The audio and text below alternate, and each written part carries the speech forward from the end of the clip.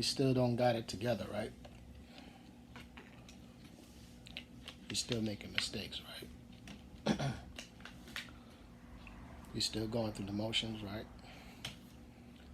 Trying to get right with God during this coronavirus lockdown. Yes, you have all this time right now, but you're still making the same mistakes. That cycle, you feel that it's just impossible to destroy because you're so accustomed to it. You know, you keep going back to the same sin over and over and over. And you keep going back to the Lord saying, I'm sorry, I'm sorry, I'm sorry. I know that there are many of you in Christ right now who are currently going through that same pattern every day. You have said that you're going to get right with God, and you are, during that moment on the right track. You're doing the right things. But then suddenly, that sin that you did not destroy came around and body slammed you from out of the blue.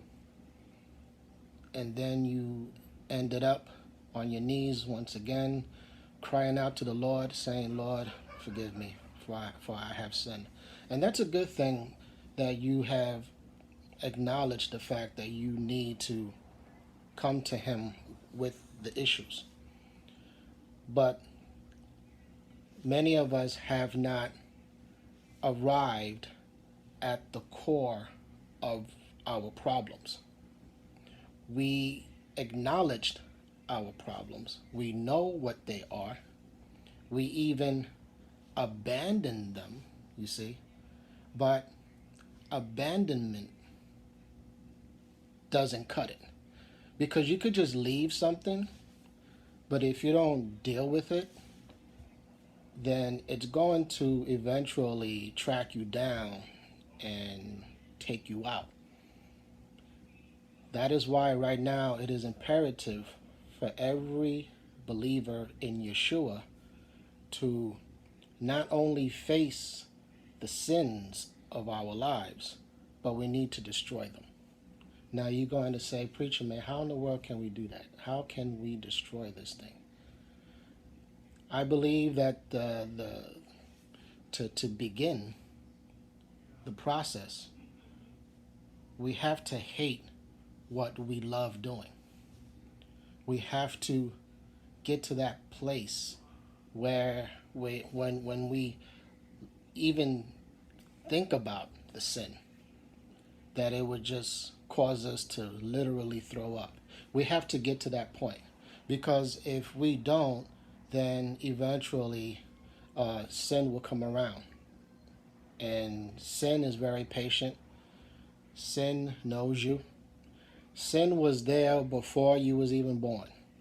Because many times, a lot of families don't realize that before they were even born, those before them had the same experiences, the same sins. And the demons are there, who know you. You see what I'm saying? My point is that this is a generational thing. That's what I'm trying to say. And those same demons that were there before you were born carried over those sins, those temptations, those whatever it is. And they brought those influences over from that last generation to you. And then now you're saying to yourself, man, why is it that I'm drinking so much? Why is it that I'm watching pornography so much? Why is it that I'm doing this or that so much? And it's because of the fact that the demons managed to bring over those sins from your other loved ones to your family. And that happens a lot. And this spiritual warfare, is just never ending. As long as you remain in the flesh, As long as you remain alive, you're going to continue to be in conflict with these demonic forces until the Lord calls you home. But let me get back to my point. My point is that we need to destroy the sins in our lives. And the best way to do that is to begin developing a hatred towards the things that we tend to throw ourselves into. You know, I have recently, I have been notified by the Lord that you always hear the expression that we fall into sin. No, we jump into sin. There's a big difference. It's, when you make a mistake, that's a trip, that's a slip, that's a fall. But when you deliberately dive into the sin, it's like standing on a plank and then you just jump into that pool. You don't just fall into the pool, you diving into that, into it. And that's how many of us right now are, that's what we're doing. We're diving into our transgressions. What we need to do is to walk away from the edge, walk away from that pool. But as we walk away from the pool, we need to surround the pool with a ton of dynamite and then just blow that sucker up so that when we turn around, it's not there. Of course, sin is at the doors, according to the book of Genesis, when God told Cain that sin is at the door and sin is craving for you. Yes. That's going to come around, those thoughts, yes. But when you actually get to that place in your life that you are able to destroy that thing, then when those thoughts come, then you're going to face the thought and say, not today.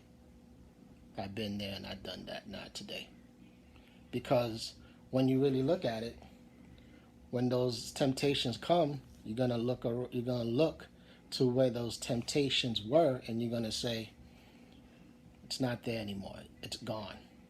It's buried. And that's the thing. You need to bury that thing.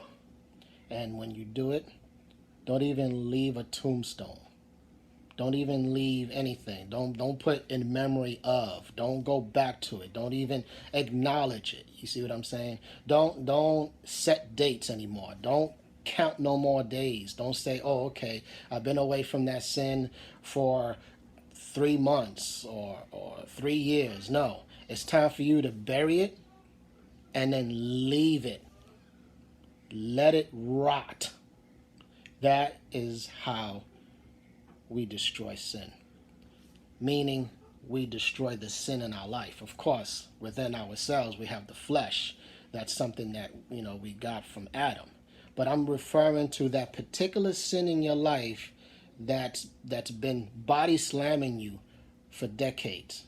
That thing we need to destroy in our lives. This is the Preacher Man signing out. May the Lord Yeshua Mashiach bless you all and your loved ones. And in Yeshua's holy name, I say, Amen. Peace.